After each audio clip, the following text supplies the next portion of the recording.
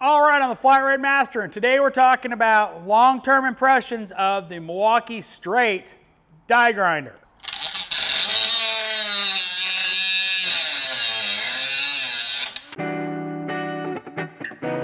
All right, so I've had a good bit of time with this tool, and it's gotten used a good bit as a cutoff wheel, obviously.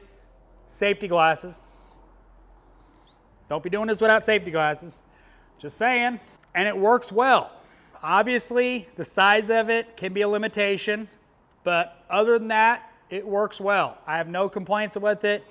Used as a die grinder, it works well. Daniel has actually used this tool more than I have. It's his go-to. This one, he doesn't own one yet. He grabs this when he needs a cutoff wheel because he doesn't own a cutoff wheel yet. And, so he comes, grabs this, cuts off what he needs, and puts it back. Definitely a worthwhile tool depending on the application of its size. That's the only thing. It is a big tool. In comparison, a standard Campbell Hausfeld cutoff wheel, I did the same kind of comparison initially when I talked about it. It's not small. So that is the only concern with it. That's the only drawback to it. As long as you're not bearing down on it, which really bad idea with a whiz wheel of death, it cuts well.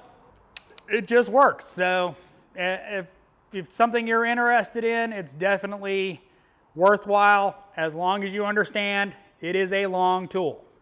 That literally is its only drawback as far as I can see.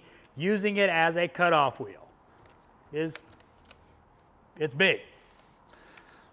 So I hope you like this update on the Milwaukee straight die grinder.